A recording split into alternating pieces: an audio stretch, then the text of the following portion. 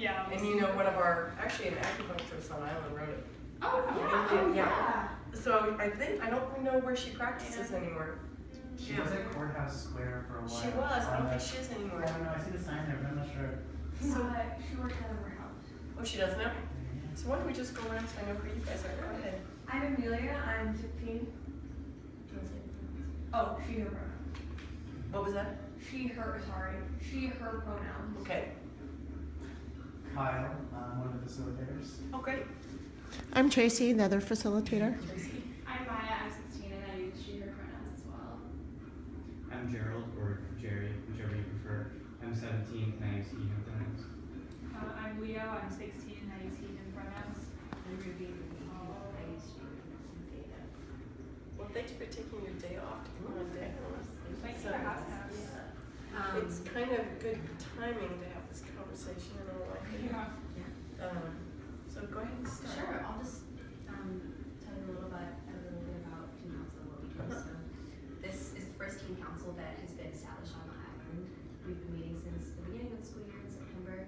We're also the first Teen Council in the country to not be directly affiliated with Planned Parenthood. So we operate out of the Duck Project, which is a domestic violence agency. And our main goals are education for the younger generation on island. So, and hopefully off island in the future. But at this point, we've been teaching in the middle schools in the past couple weeks, 7th grade. And we've taught over 200 students about healthy relationships and contraception and gender and sexuality and creating a safe school environment and other lessons. And we hope to add more in the future. We're really glad to be here and like make a difference and speak directly to our legislators about different issues. So I think Amelia is doing her first one. Yeah. So I'm here to talk about House Bill 1234, or the 12 months of birth control. And it's really important to me because I take birth control for a medical reason. I have extremely heavy periods that leads to very severe iron deficiencies. And in freshman year, I started having fainting spells and very low energy and extremely painful menstrual cycles. And so I take birth control, and that helps me regulate that, and it helps take away the pain. And it's a reality for a lot of people that sometimes you don't get to the pharmacy in time, or like work or school, you have to like miss something. So when you're not able to get those pills regularly, it opens up that door for very painful menstrual cycles and unhealthiness. So the way this bill would help is if you just have your year's worth of supply in your nightstand or just anywhere, it can prevent just that extra frustration of I missed 3 days, now I have to wait. So yeah, and it's a big enough reality of people who need it for like a medical reason like mine, that like I know a handful of people already in the Bachelor High School, 500 kids that deal with the same thing I do. So it is like a pretty big reality for a lot of women. And so yeah, I asked if you were with us, if you would vote on it.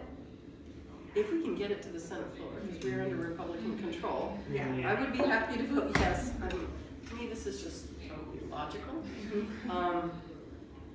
But some of the things we're dealing with in the Senate under Republican control are not logical. So yes, I would support it. I know my House counterparts will continue to carry the banner and get it over here. And then it's up to my caucus to try to get it to the Senate floor. And your vocalization is just so helpful. Like even if you're in the minority, it's like just so helpful. Yeah. And it's nice for other people to know that like they're supported as well who are going through issues with getting the control for their periods. So who has the next one? I guess that would be me. I'm here to. My story is about the Affordable Care Act and protecting it.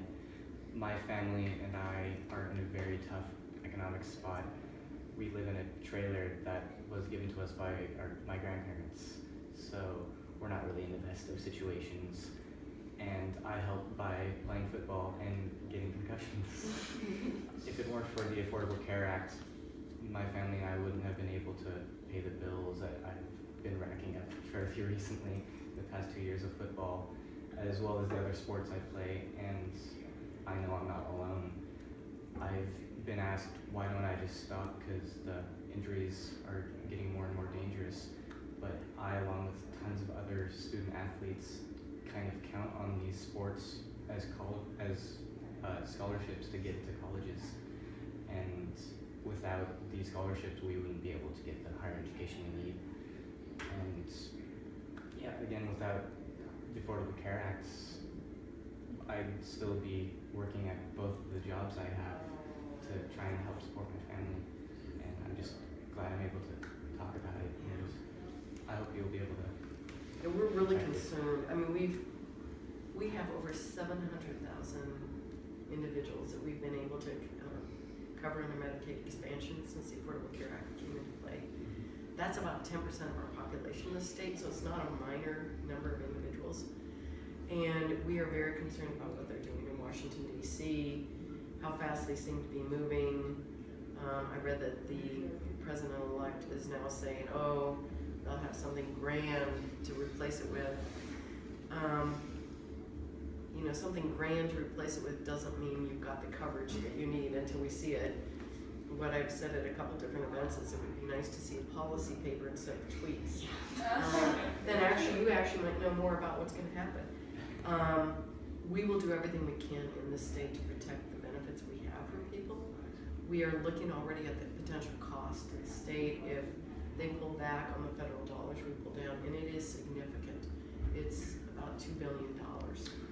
So it's something that we are very concerned about on the Democratic side.